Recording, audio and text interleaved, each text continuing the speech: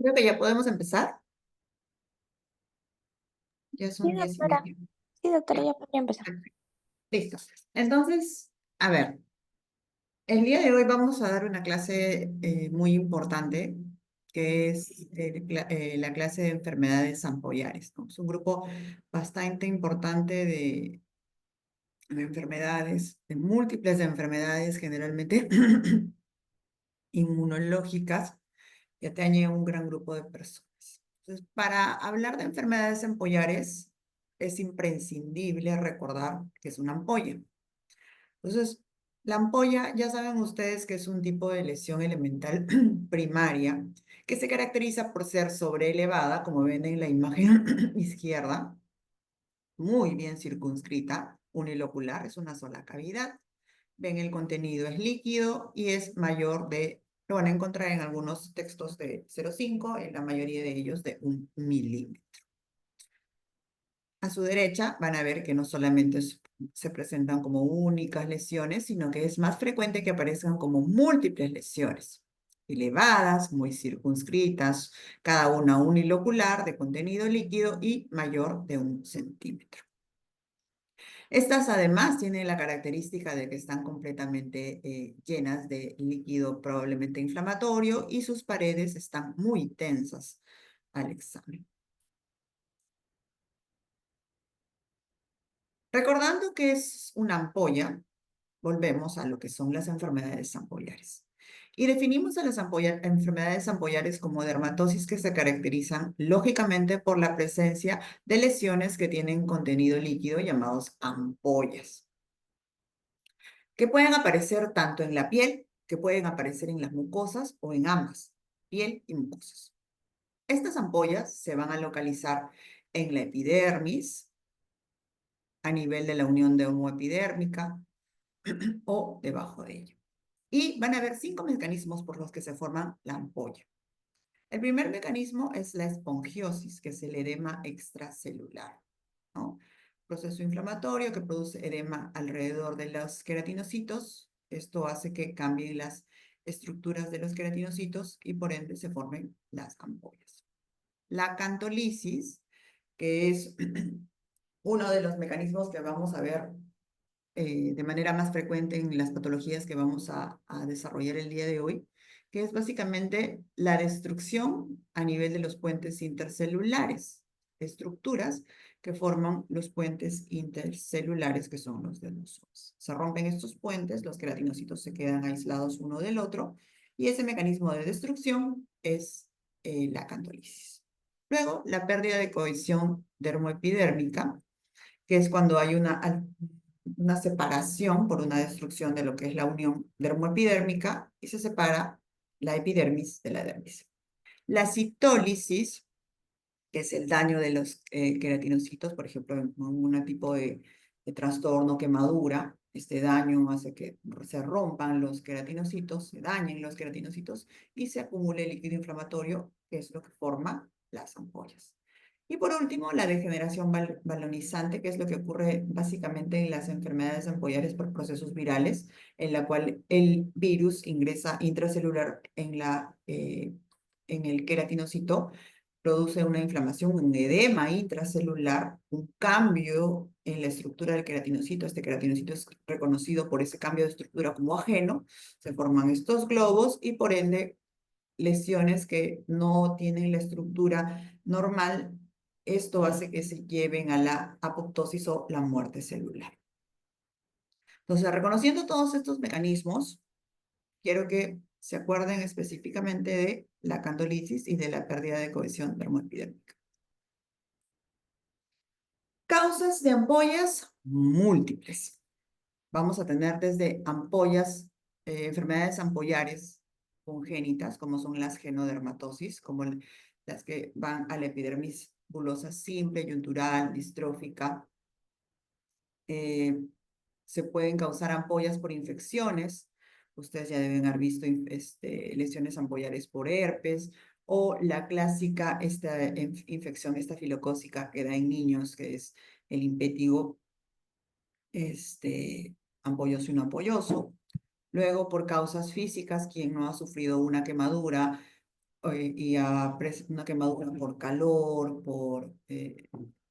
por fuego o por alguna sustancia caliente y se ha producido una ampolla, o por quien no se ha puesto un zapato que le ha producido una fricción constante y por esa fricción se genera una ampolla. Entonces, hay causas físicas que van a generar ampollas.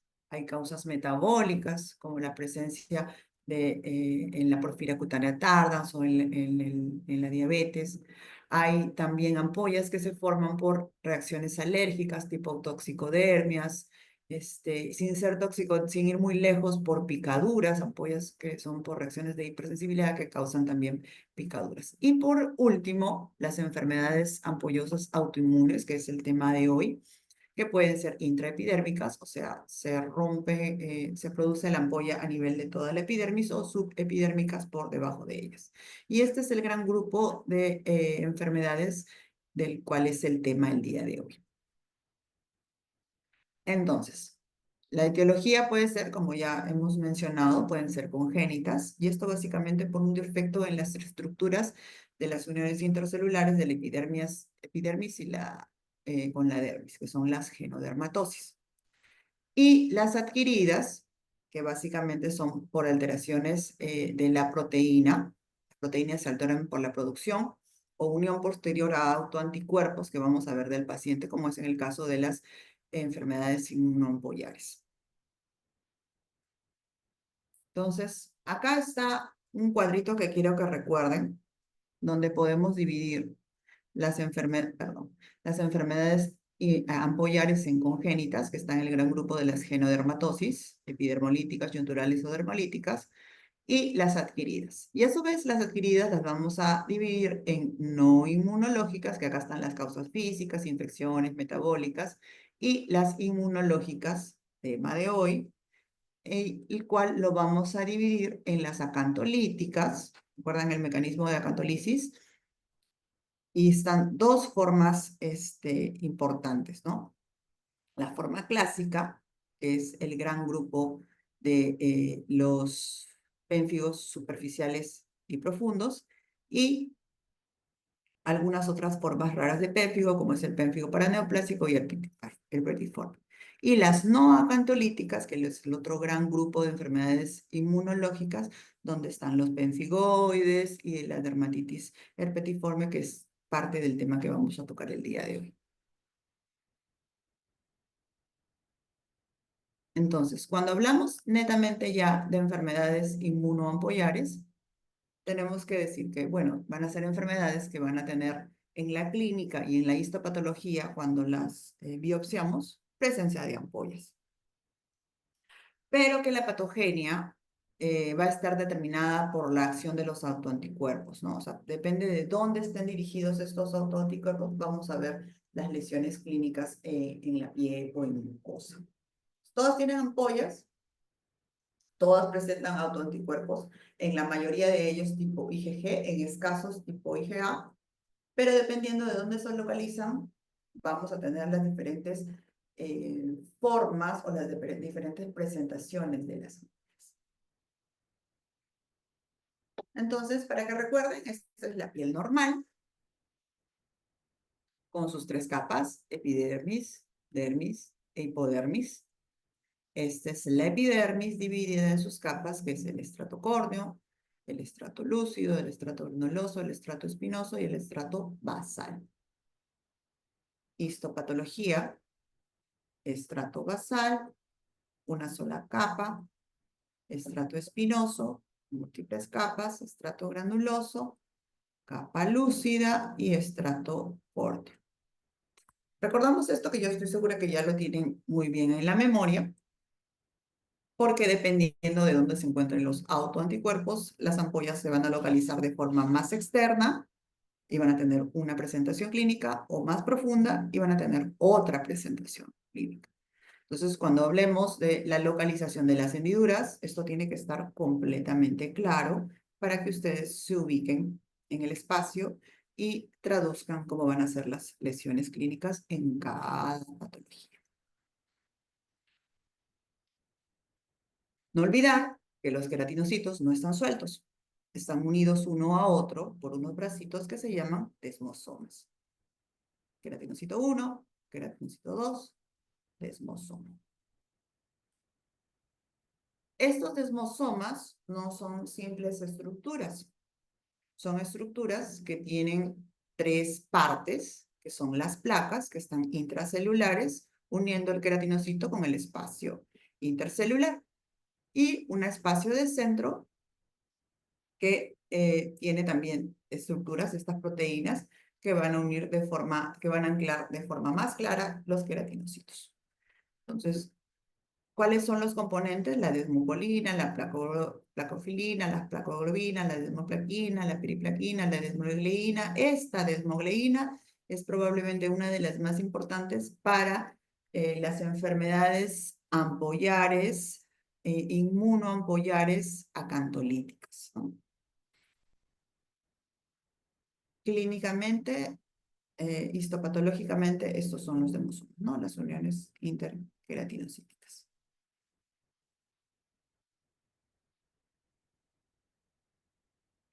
El queratinocito en la parte basal, en la capa basal, no está suelto, está unido uno al otro por los desmosomas y a su vez está unido él con la membrana basal por los hemidesmosomas.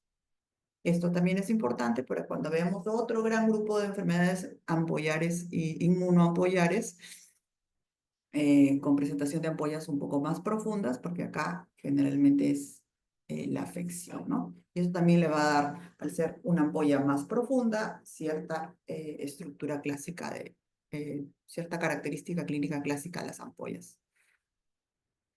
Entonces, ¿qué se afectan acá? Los semidesmosomas. ¿Cuáles? Son ciertas proteínas, no son todas, ¿no? Son las proteínas semidesmosómicas, BP120, BP de proteína desmosómica en inglés, 120 y, perdón, de 230 y 180. Entonces, vamos a clasificar las enfermedades inmunoampollares por su localización. Como ya les dije, se dividen en acantolíticas y no acantolíticas. Y la acantolítica es porque hay una separación queratinocito-queratinocito. Entonces, aquí vamos a ver en las acantolíticas una ampolla, ¿dentro de dónde? Dentro de la epidermis, o sea, una ampolla intraepidérmica. Si no hay acantolisis, es decir, no hay separación, acá no hay separación queratinocito con queratinocito. ¿Por qué? Porque el destechamiento, la ruptura, la hendidura se presenta por debajo de la epidermis. Entonces, es no acantolítica. Entonces, tenemos a las acantolíticas con presencia de ampolla intraepidérmica. Aquí vamos a tener dos grandes grupos. Los pénfigos superficiales, en los cuales la ampolla se va a localizar a nivel subcórneo, y los pénfigos profundos, en los cuales la ampolla se va a localizar a nivel suprabasal, por encima de la caja basal. Dentro de los pénfigos superficiales está el pénfigo foliáceo con su variedad pénfigo eritematoso y pénfigo fuego salvaje. Y dentro de los pénfigos profundos está el pénfigo vulgar con su variedad pénfigo vegetante y otras formas como el pénfigo herpetiforme, el pénfigo paraneoplástico y la dermatitis tipo IgA.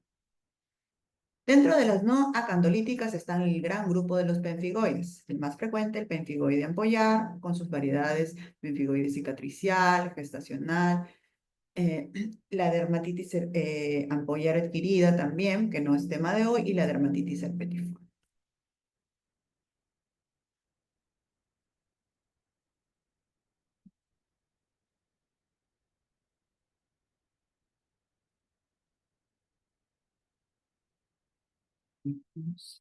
Chicos. Bien.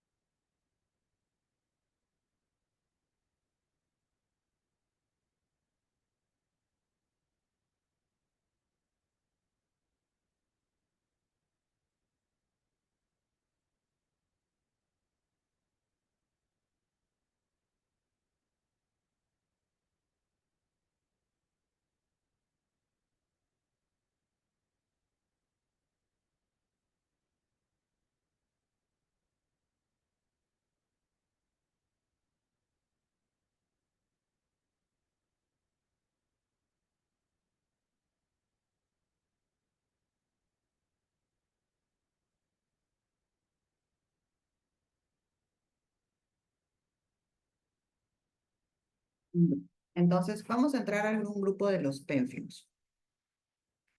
El término pénfigo viene de pénfix, que significa ampolla o bula. Este grupo de pénfigos forma un grupo de enfermedades ampollares. Como ya saben ustedes, se localiza la ampolla intraepidérmica, en las que van a haber autoanticuerpos preferentemente tipo de IgG, que se dirigen contra la superficie celular de los queratinocitos, o sea, contra estructuras, parte de la estructura de lo que forman los desmosomas, que son las uniones interqueratinocíticas, rompiendo estas estructuras que adhieren queratinocito con queratinocito o que eh, perenizan la unión queratinocito con queratinocito, logrando esta pérdida de adhesión celular entre los queratinocitos y por ende causando lo que se llama la acantolisis. Existen tres formas principales, que es el pénfigo vulgar, el pénfigo foliáceo y el pénfigo paraneoplásico. La presentación de los pénfigos va a ser igual en mujeres que en adultas, generalmente en mujeres que en hombres, perdón. Generalmente se presenta en grupos adultos y sí hay un grupo de pénfigos que es un poquito más prevalente, pero es en ciertas localizaciones, sobre todo en la selva, que es el Pogo salvaje, que vamos a ver que es específicamente porque hay una sensibilidad innata a ciertas estructuras. Entonces, dentro de la etiopatogenia de los pénfigos, estos son básicamente autoantígenos que lo que pasa acá es que van a existir antígenos, que son autoantígenos en realidad, implicados en la aparición de los pénfigos, que son componentes, como ya les dije, parte de los desmosomas, que obviamente ya hemos visto que son los que son responsables de la adhesión queratinocito con queratinocito. Se van a producir autoanticuerpos porque el paciente que los tiene los va a producir en su mayoría tipo IgG, porque, ojo, también hay un pénfigo producido por IgA que no es tema de hoy. Y estos tipo IgG de los que vamos a desarrollar el día de hoy atacan estos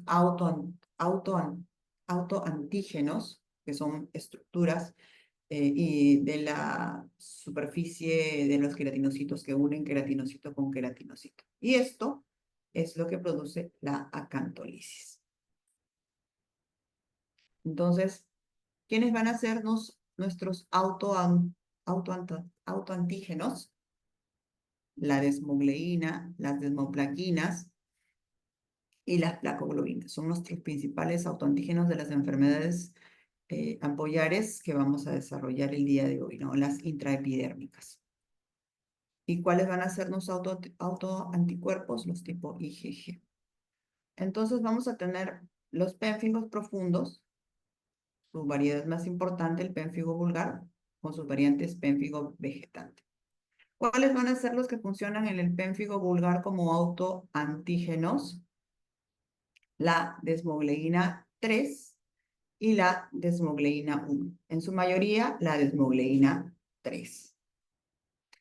¿Y estos dónde se van a localizar? La ampolla de estas entidades, ¿dónde se va a localizar? A nivel suprabasal.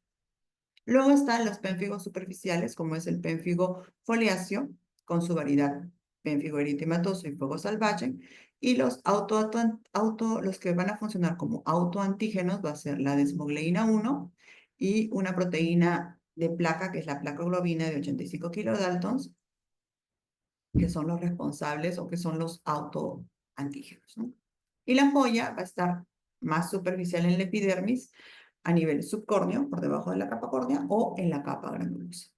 Y otro grupo es el pénfigo paraneoplásico, que básicamente se cree que aparece porque se causan reacciones autoinmunitarias al tumor. Y aquí esta reacción anómala va a producir que se reconozcan como autoantígenos tanto a la desmogleína 1 y a la desmogleína 3 y a familias de desmoplaquinas. Como ven ustedes, se parecen a los autoantígenos que se producen en el pénfigo vulgar, por eso es que se parece muchísimo la presentación clínica de ambos, ¿no? Y la ampolla es intraepidérmica. Porque, veo, vamos a ver una teoría, vamos a ver que hay ciertos pénfigos que afectan mucosa, hay ciertos pénfigos que afectan en su mayoría piel, y hay pénfigos que afectan mucosa y piel. Cuando hablamos de, por ejemplo, los pénfigos superficiales, dijimos que son pénfigos que producen ampollas intraepidérmicas y que funcionan como autoantígenos la desmogleína 1. ¿Recuerdan? Sí, doctora. Ya, perfecto.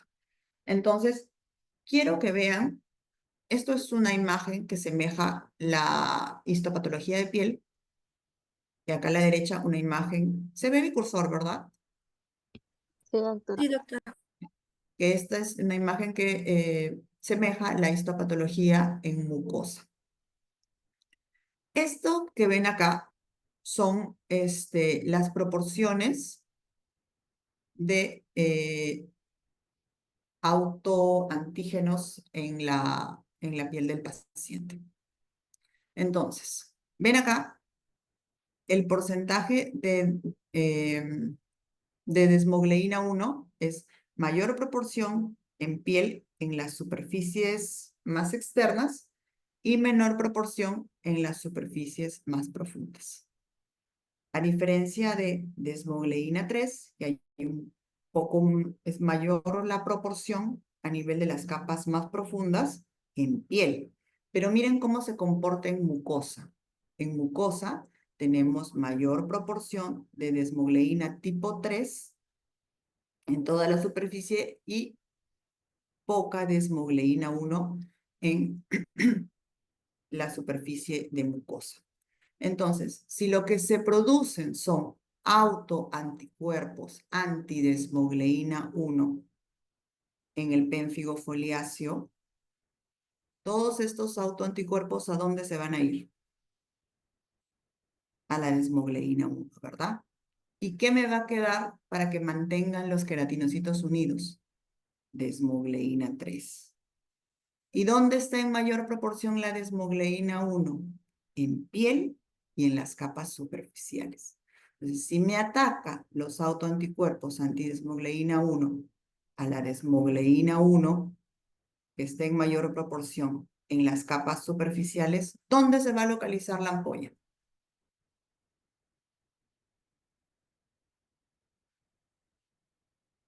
En las capas superficiales, en la epidermis. Exacto, pero en las capas superficiales. Ya quiero que esto me quede claro.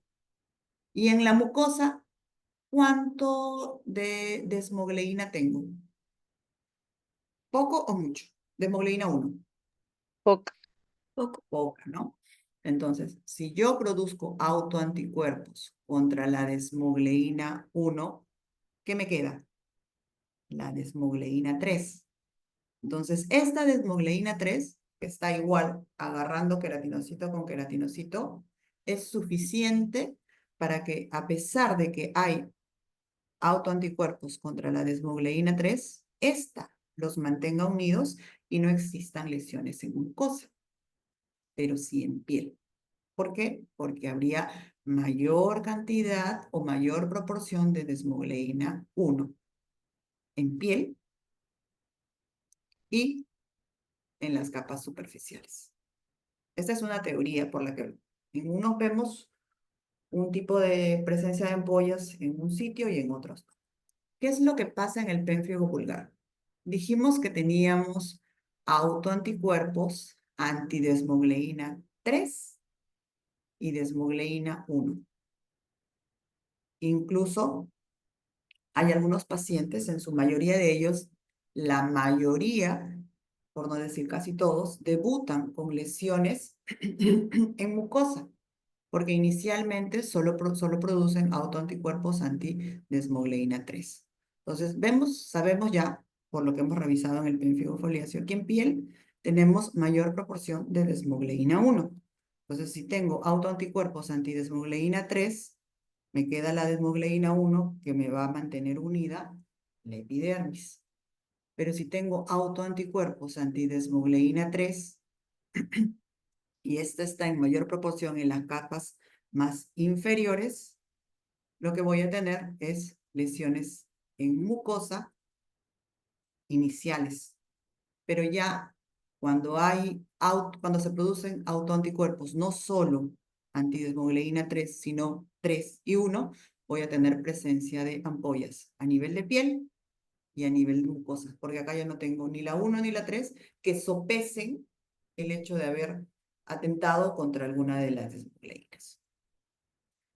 Entonces, en el pénfigo foliáceo generalmente se presentan lesiones ampollares muy superficiales, solamente en piel, y en el pénfigo vulgar vamos a tener lesiones que suelen que suelen aparecer por presencia de ampollas un poco más profundas que pueden presentarse solo en mucosa si hubiera un compromiso de un ataque simplemente de autoanticuerpos antidesmogleína 3 o en piel y mucosa por la presencia de autoanticuerpos antidesmogleína 3 y 1.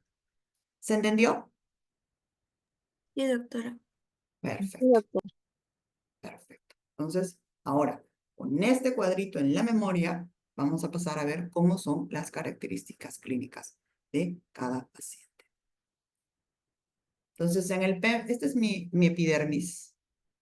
Este es mi epidermis, este es mi capa córnea, este es mi estrato granuloso, este es mi estrato basal, mi estrato espinoso.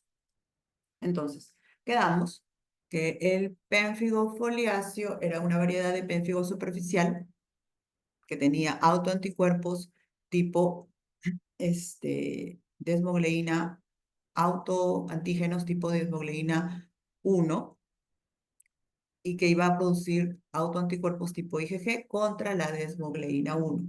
Y como esta en piel está mayormente localizada a nivel de las capas más superficiales, pues vamos a tener presencia de ampollas en las capas superficiales. ¿No? Mira, está por debajo de la capa córnea o dentro de la capa granulosa. En el pénfigo vulgar, son pénfigos más profundos, podemos tener solo un pénfigo por autoanticuerpos contra desmogleína 3 o ambos. Podemos tener ampollas a nivel de mucosas y piel o ambos, y estas van a ser de presentación suprabasal, por encima de la capa basal. Y otro grupo, estos son los dos acantolíticos, ¿no? Y este es el otro grupo de las no acantolíticas, donde en la afectación de los autoanticuerpos va a estar a nivel de la membrana basal, componentes de la membrana basal, y la ampolla va a estar mucho más profunda. ¿Qué quiero que vean con este dibujito? Que cuando yo tengo un pénfigo superficial, lo que recubre el techo de la ampolla es escasamente el estrato granuloso y a veces escasamente el estrato granuloso y el estrato córneo. O sea, es una pared, es un techo muy delgadito.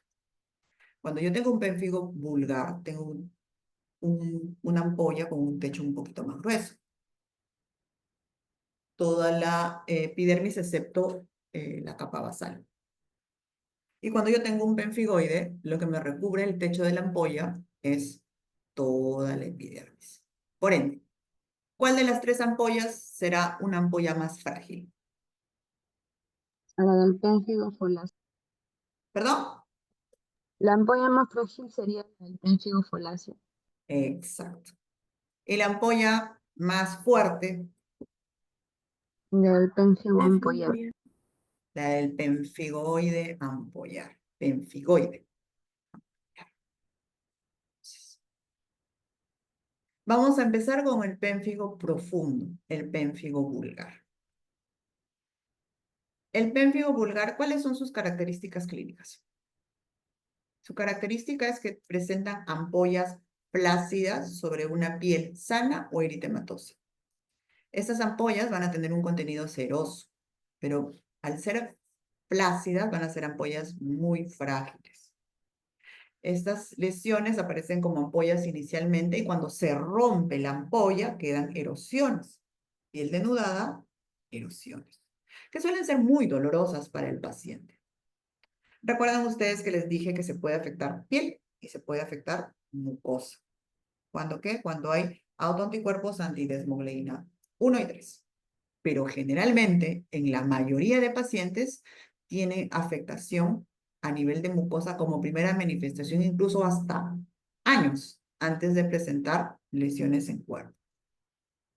¿Dónde se localizan frecuentemente estas lesiones? En piel cabelluda, zona de pliegues, tórax, región mamaria, cara.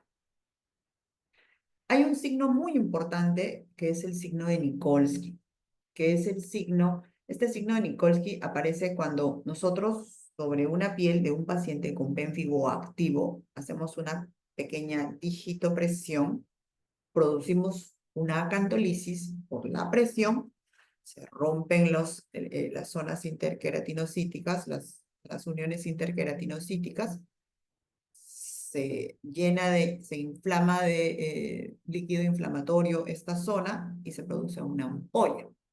Eso es el signo de Nikolsky positivo. Y eso nos indica que estamos, 1, frente a una enfermedad acantolítica y 2, actividad. Las lesiones, como son superficiales e intraepidérmicas, aparecen, tienen una parte inflamatoria, pero curan sin dejar cicatriz. A lo mucho, zonas hiperpigmentadas, sí, es bastante frecuente, pero no dejan cicatriz. Entonces, como les referí, las ampollas acá tienen un techo medianamente bueno y por eso las logramos ver. ¿No? Acá ya se destechó la ampolla, pero estas son las clásicas ampollas del pénfigo vulgar. Ampollas flácidas, como ampollas chorreadas, ¿no? No son unas ampollas así tensas, llenas de líquido a presión, ni tampoco se rompen tan fácilmente, ¿no? Y como yo les repito, la primera manifestación es en cavidad oral. Acá, luego de que ya se rompieron las ampollas o los techos de las ampollas, lo que vamos a ver es múltiples zonas erosivas que suelen ser muy dolorosas para el paciente. Y acá vemos nuevamente una ampolla flácida, una ampolla chorrada, como le digo yo. Luego, nuevamente, zonas sin piel que nos dejan grandes erosiones. Nuevamente acá, zonas erosivas. Acá ya es una lesión un poquito más con mayor tiempo porque ya está incluso desecando la zona erosiva. En el diagnóstico, lo que normalmente hacemos nosotros es una biopsia, una histopatología para localizar dónde está situada la ampolla, ¿no? Si es intraepidérmica en la zona superficial, suprabasal o por debajo de ella. La clínica nos ayuda muchísimo, pero la biopsia es confirmatoria.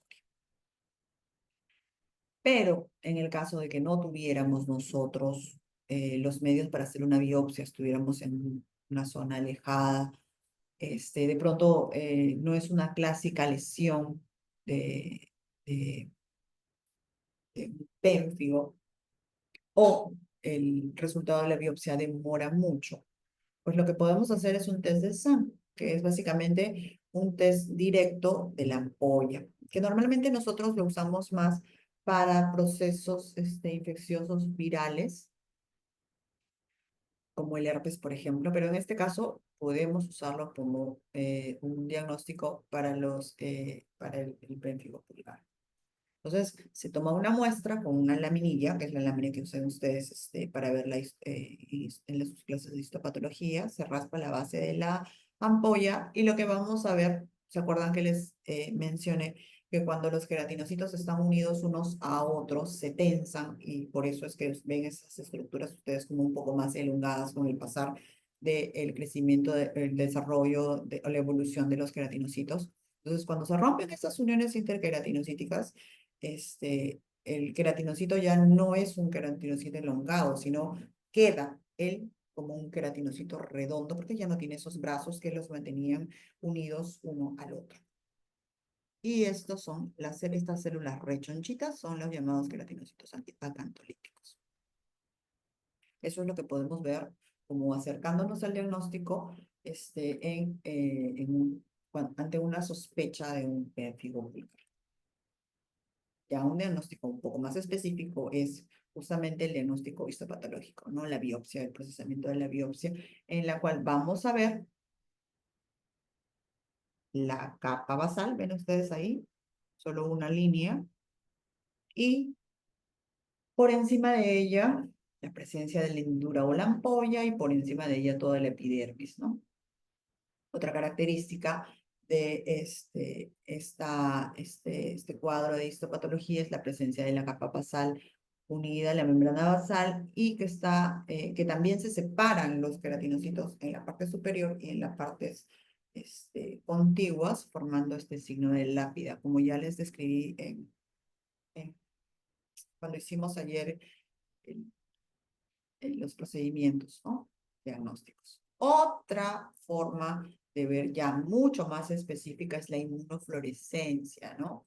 En la cual vamos a detectar ya la presencia básicamente de los depósitos de los autoanticuerpos tipo IgG, donde en la superficie de los queratinocitos. Entonces, hacemos igual una biopsia, esta la pintamos y ¿qué nos va a botar cuando hacemos la detección de los autoanticuerpos? Pues justamente todo lo que pinta son los autoanticuerpos IgG en la superficie donde se rompe la ampolla.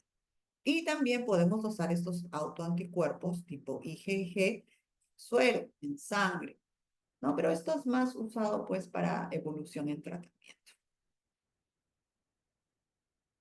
Diagnóstico diferencial en cuanto a pérfido vulgar, pues de pronto todos los que tienen lesiones ampollares, tanto en mucosa como en piel, como sería una estomatitis hepática, que es una infección, donde probablemente va a ser un cuadro un poco estrepitoso una sola vez, un eritema multiforme, donde podemos encontrar además de lesiones dianas, ya más alejado un Steven Johnson porque tiene mayor compromiso de a veces más mucosas, y es un cuadro más agudo, ¿no? Y también un poco más alejado el pemfigoide ampolloso porque por el tipo de lesiones ampollares presentes, pero pues van a ver que la clínica de los pemfigoides ampollares o la estructura de de las ampollas en los pemfigoides ampollares suele ser diferente, pero esas son las que se plantean. El tratamiento, al ser una enfermedad autoinmune, siempre pues es inmunosuprimir al paciente, ¿no? Porque es el paciente el mismo que produce estos autoanticuerpos. Podemos usar corticoterapia o lo que se usa es, al menos en el pérfido vulgar, que suele ser un cuadro un poco más agresivo, corticoterapia sistémica. Podemos dar al paciente dosis de prednisona hasta de 1 miligramo kilo día, entre 7 a 10 días, esperando que remitan las ampollas o la aparición de nuevas ampollas. Luego de esto, se va bajando escalonadamente a un 25% cada vez que se suprime un poco la dosis de prednisona hasta que veamos que hay un periodo de 3 a 5 días en los que ya no aparece ampollas. Ustedes van dando la dosis, aparecen 3 a 5 días que ya no hay dosis nuevas y podemos bajar un 25%, un 25% hasta dejarnos en una dosis. Los periodos probablemente sean muy largos, ¿no? Esto no es una enfermedad que podamos tratar rápidamente, requiere un tiempo de manejo. Si el paciente está muy comprometido, podemos también darle pulsos de metilprednisolona, donde las dosis son muy altas y al paciente se inmunosuprime de una forma un poco más abrupta. Los corticoides, como ya conocen ustedes, tienen efectos secundarios y para prevenir el efecto secundario de los tratamientos largos con corticoterapia, podemos usar algunos fármacos ahorradores de corticoides, como son la cetropina, el micofenolato, la ciclofosfamida, incluso medicamentos biológicos que no solo me actúan a nivel de los autoanticuerpos, sino directamente en los linfocitos B, que son los productores de estos autoanticuerpos, ¿no? Entonces, vamos cada vez yendo más a la que sería la célula target productora de autoanticuerpos.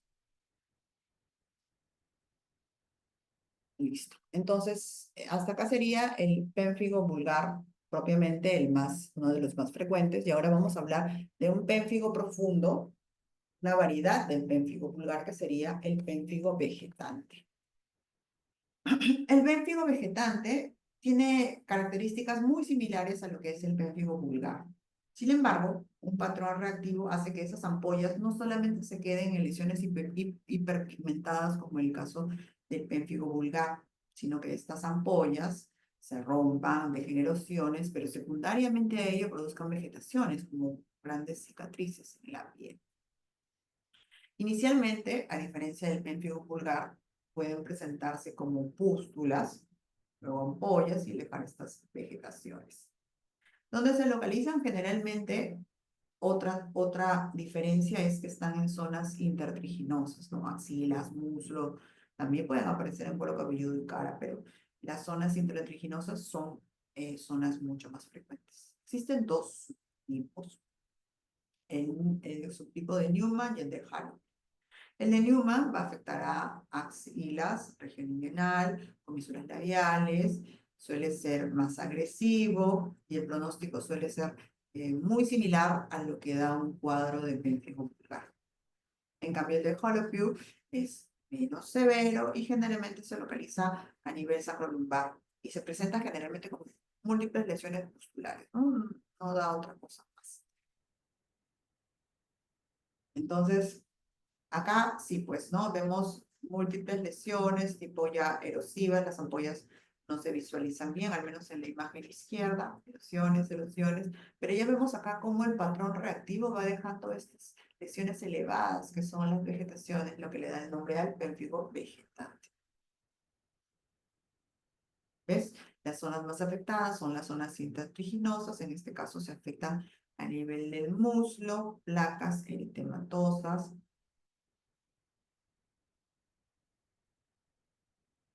que dejan vegetaciones. Acá también, pénfigo vegetante, múltiples placas escamativas. Y en la histopatología del pénfigo vegetante, igual, ¿no? Ven ahí que es un pénfigo profundo, acá vemos la capa basal y toda la epidermis por fuera.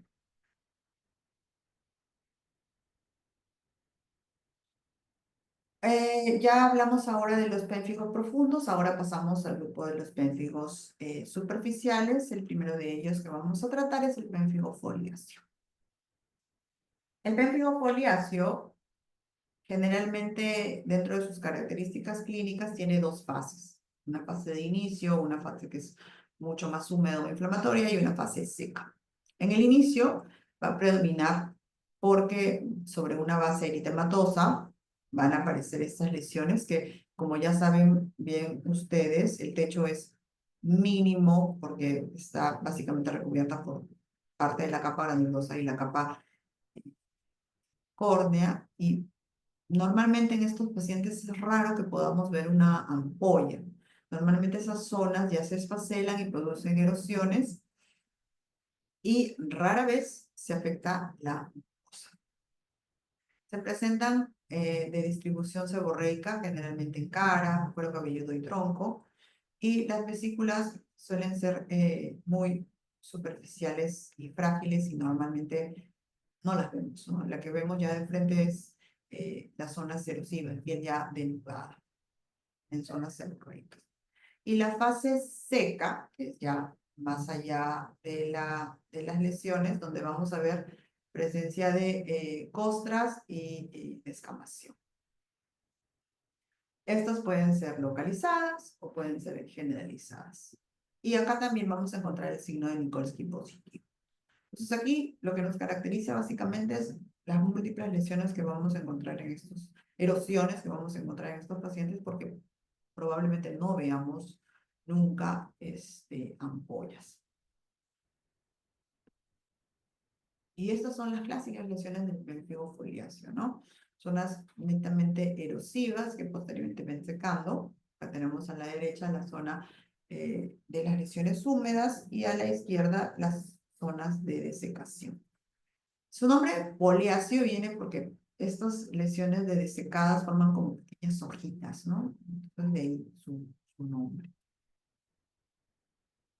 Ven acá, múltiples lesiones erosivas. Normalmente así es como vemos a los pacientes. Erosiones en zonas más seborreicas, ¿no? Tórax, cara, cuero cabelludo. No vemos ampollas. Nuevamente acá, las lesiones ya en su fase de seca, donde hay eritema y descamación. Costra, eritema y descamación. Ven acá, seca, de las lesiones, seca y descamación. Otra variedad del pénfigo, los pénfigos superficiales, es el pénfigo eritematoso.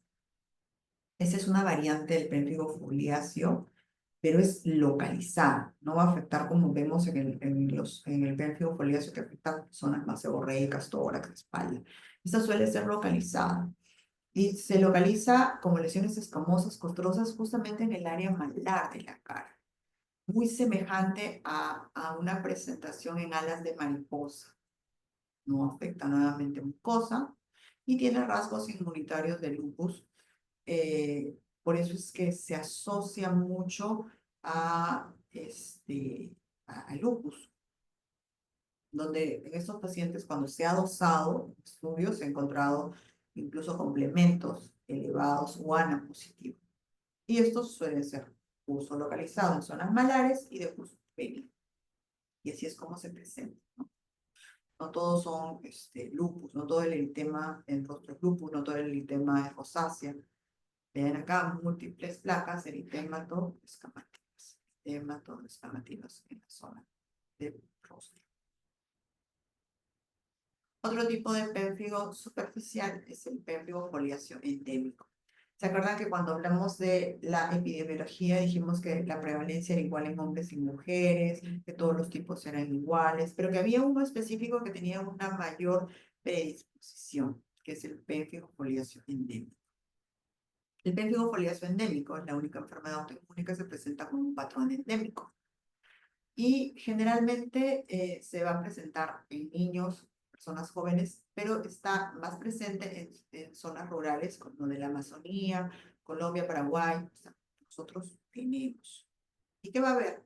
Va a haber autoanticuerpos contra la desmogleína 1, pero no porque ciertamente exista un patrón autoinmune, sino que se cree que una exposición repetida a picaduras de insectos, como es el Simulin, desencadenaría pues la producción de autoanticuerpos contra la saliva de estos insectos. O también se cree que la saliva de estos insectos y la desmogleína 1 producirían una reacción cruzada, atacando específicamente a esta desmogleína 1 y causando la acantolisis por la presencia de la saliva de este insecto, ¿no? La presencia de acción, de esta reacción cruzada de la saliva con la desmogleína.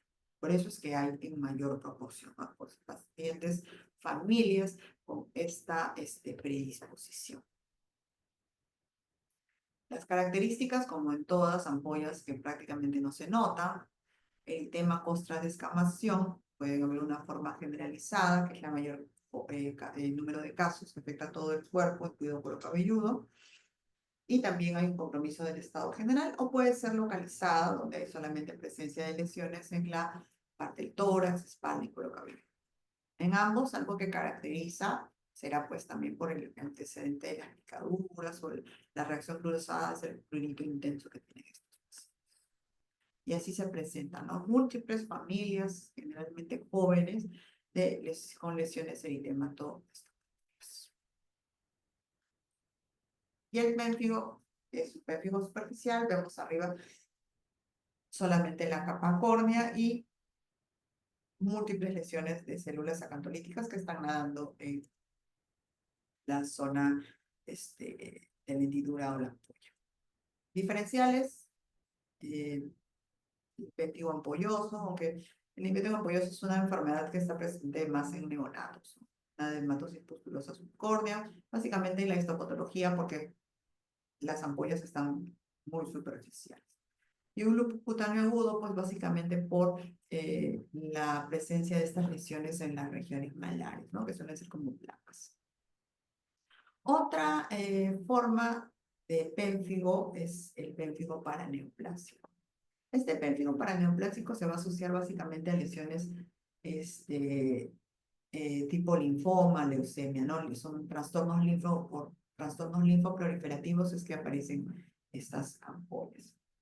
El rasgo clínico más constante es una estomatitis que es de muy difícil manejo, ¿no? Y generalmente esto aparece como primer signo y esta estomatitis es muy devastadora para el paciente porque suelen ser múltiples lesiones ulceradas, muy sangrantes, netamente y muy dolorosas que al paciente no los dejan ni siquiera hablar ni comer ni respirar bien.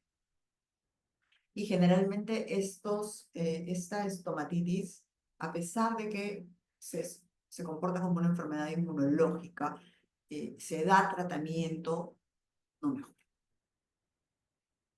Otra de las manifestaciones cutáneas es que, además de la estomatitis, es que va a tener múltiples máculas eritematosas, ampollas plácidas, tiene lesiones muy polimorfas. Es más, a nivel de palmas y plantas, presenta lesiones tipo endiana, estas lesiones que son como tiro en blanco, donde hay hiperpigmentación rosada y zonas de blanqueamiento en la zona central, ¿no? Que muchas veces estas dos características clínicas, tanto la estomatitis intratable como las lesiones por tipo eritema multiforme en palmas y plantas, nos ayudan a nosotros a hacer un diagnóstico de lo que sería un pénfigo vulgar clínico. Entonces, estas son las lesiones que pueden abarcar cavidad oral. Como les digo, son lesiones muy inflamatorias, úlceras que suelen ser sangrantes, que suelen ser desgastantes y demasiado dolorosas. Y nuevamente acá, pues las ampollas intraepidérmicas, pero ampollas plácidas. Nuevamente acá, ya estás en fase seca, donde la ampolla ya se despechó y quedó puesta. Los diagnósticos diferenciales de pénfigo paraneoplásico, pues a la cabeza del pénfigo vulgar, han visto que se parecen mucho, compromiso de piel y de mucosas, el pénfigoide de membranas mucosas, el compromiso de mucosas y el eritema multiforme por estas células dianas. Y hay formas de eritema multiforme que también presentan lesiones ampollares. Otra forma sería el pénfigo herpetiforme. Es una variante poco frecuente del pénfigo. Tiene rasgos clínicos histopatológicos e inmunológicos muy singulares. Las características clínicas van a ser muy parecidas a la dermatitis herpetiforme, que es un tipo de dermatitis, un tipo de enfermedad inmunoampoyar que vamos a ver en las enfermedades inmunoampoyares no acantolíticas y que se presentan como placas eritematosas, urticarianas y vesículas, pero se llama herpetiforme porque estas lesiones suelen aparecer como si se localizaran en un dermatoma. Ahora vamos a ver las imágenes, ¿no? Se acompañan de prurito, como similar a la dermatitis herpetiforme, pero los pacientes están como muy en buen estado general. Es un curso benigno, y el tratamiento responde a Taxona, a las sulfonas, con bajas concentraciones de corticosteroides, ¿no? Es un tratamiento un poco más rápido. Y acá ven múltiples lesiones, tipo que abarcan un dermatoma. Miren acá, y eso es lo clásico, ¿no? Si probablemente nosotros lo vemos así, pensamos que aquí ha habido un herpes zóster, pero ya la recurrencia, el tiempo y la biopsia nos hace pensar en otra patología. Luego entramos al gran grupo de las enfermedades inmunoapoyares no acantolíticas. Dentro de ellas el gran grupo del pemfigoide ampollar. El pemfigoide ampollar es una enfermedad ampollosa, subepidérmica, autoinmune, más común. Es más frecuente a diferencia del pénfigo foliáceo, el pénfigo vulgar, que es en edad adulta, ya acaso en edad adulto mayor, en edades avanzadas. Y se presentan generalmente como erupciones muy pruriginosas en su inicio, que posterior a ello presentan la aparición de ampollas.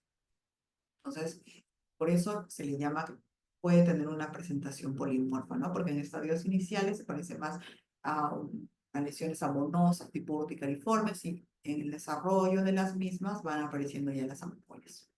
se comportan como autoantígenos componentes de los epidesmosomas. Recuerdan que son las estructuras que unen queratinocito con la membrana basal. ¿Cuáles son los autoantígenos componentes de la membrana basal, tipo la proteína epidesmosómica 18230? Se relacionan a ciertas enfermedades crónicas, sí. Estos son, ¿no? Esta es la epidermis, esta es la membrana basal con sus tres láminas, y estos son las dos estructuras que están, que funcionan como autoantígenos. ¿Ven? La proteína BP, epidesmosómica 130 y 230 y 180, perdón. Entonces, la patogenia desconocida, igual la mayoría de procesos autoinmunes, pero se comportan como autoanticuerpos estas estructuras que unen a nivel de la membrana basal.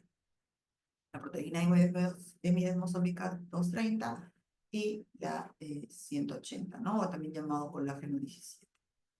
Se asocia a enfermedades autoinmunitarias como son la miastemia, la anemia perniciosa, la artritis, el lupus. Son relaciones, no estamos hablando de que son orígenes. ¿Y cómo se presenta en la clínica? Como les dije, habían dos fases. La fase de etapa prodrómica o el pemfigoide no ampolloso, donde van a haber básicamente síntomas inespecíficos, pacientes que vienen con lesiones muy pruriginosas a repetición, placas eritematosas, y las placas que presentan estos pacientes suelen ser muy eczematosas o parecidas a los sabones que normalmente vemos en las reacciones urticariales. La diferencia es que, a diferencia de una reacción urticarial o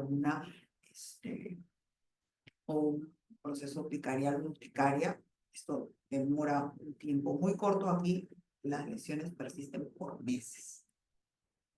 Y estas son las típicas placas, ¿no? Placas eritematosas, sabonosas, con el centro un poco más pálido.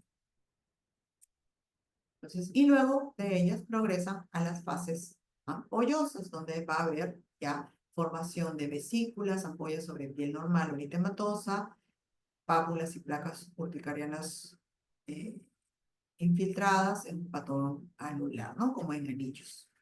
¿Ven? Posterior a ello ya la fase ampollar. La fase urticariforme, la fase ampollar. ¿Cómo son las ampollas acá?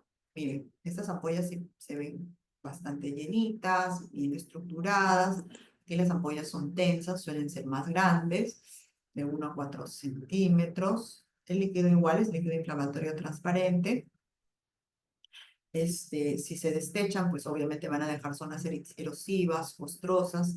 La distribución suele ser muy simétrica. Suelen localizarse en zonas flexoras de extremidades, tronco, abdomen.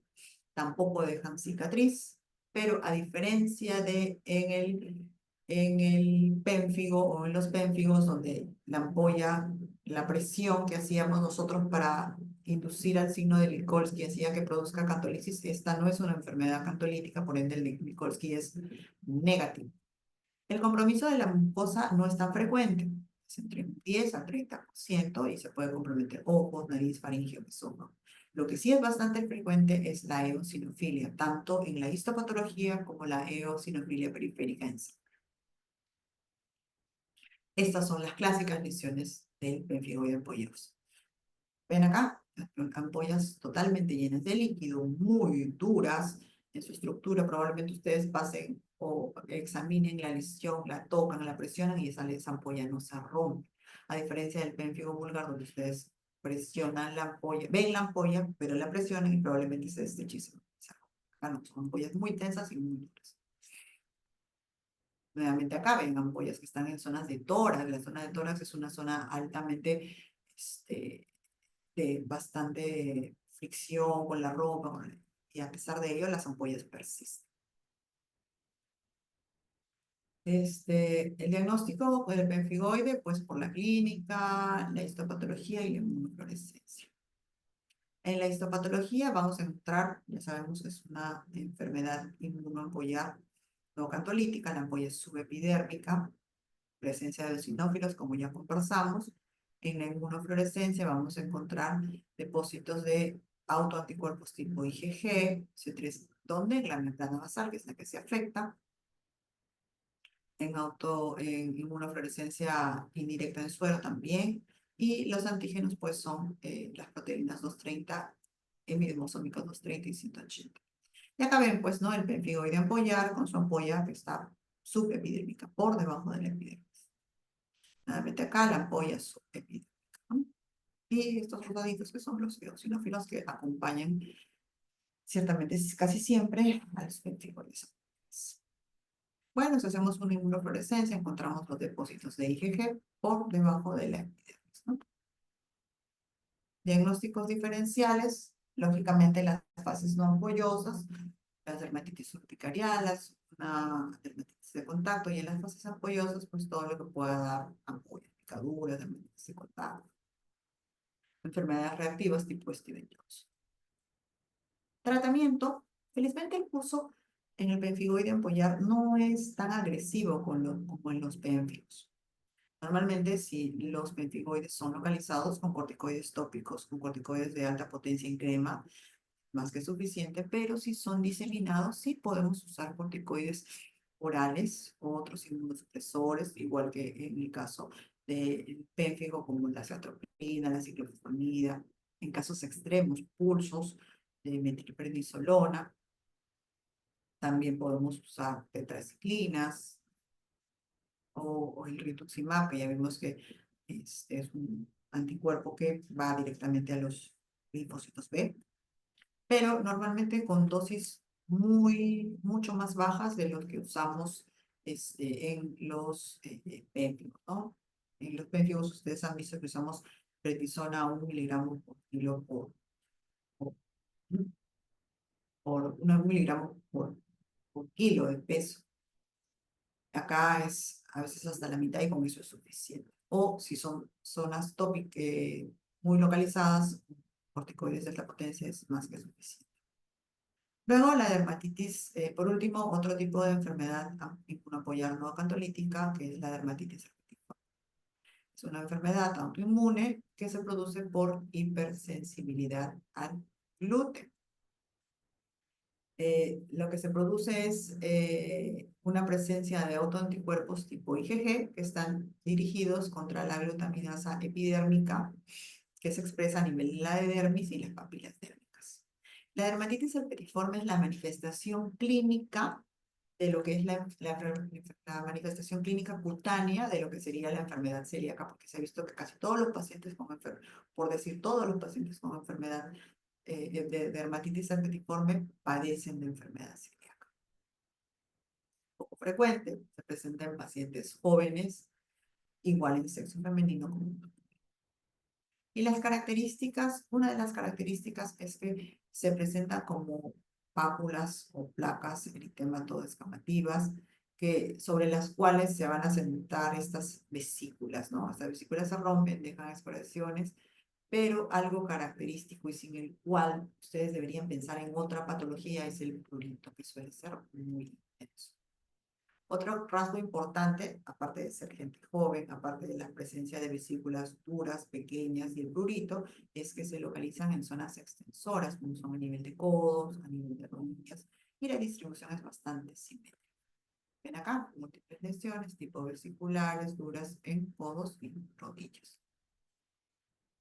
Acá también ya se ha visto pues que la piel está, las ampollitas probablemente ya están en fase helado, pero se ven múltiples erosiones. Esto sí es una clara presentación de lo que serían las ampollas típicas que se presentan en este paciente. Recuerden que son ampollas subepidérmicas, tienen que ser ampollas muy duras y con prurito intenso. En el diagnóstico de esta patología, pues ampollas vesículas o ampollas subepidérmicas. Es un proceso inflamatorio por el cual vamos a encontrar presencia de microabscesos, de neutrófilos en la parte de las papilas dérmicas y el depósito intragranular de IgA en la unión dermoepidérmica, ¿no? Entonces, en la inmunofluorescencia la diferencia también va a ser el depósito, ¿no? Porque vamos a buscar autoanticuerpos tipo IgA. Y estos autoanticuerpos son IgA antiendomicio, antitransglutaminasa, que son las que se expresan justamente a nivel de las papilas dérmicas o subepidérmicas. Y acá está, ¿no? Acá es la formación de la ampolla subepidérmica, por debajo del epidermis. Si en la inmunofluorescencia, pues lo que buscamos es el autoanticuerpo, ¿no? Que es el tipo IgA en las papilas.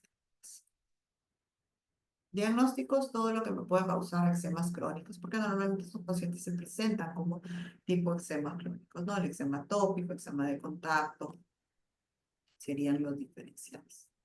Si estamos frente a una dermatitis herpetiforme, en la cual ya hemos explicado que es la manifestación cutánea de la enfermedad celíaca, pues lógicamente el tratamiento recomendado es la dieta líquida. Y también sulfonas a dosis iniciales de 25 a 50 miligramos día, aumentando la dosis incluso hasta 100, 120, y que me dan buena respuesta. ¿Hasta ahí alguna pregunta?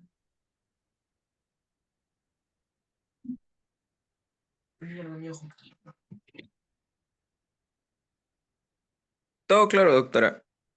¿Sí? Ah, ya. Entonces, si estuvo todo claro, entonces, ¿sí? ¿Todos? Entonces, Sí, doctora.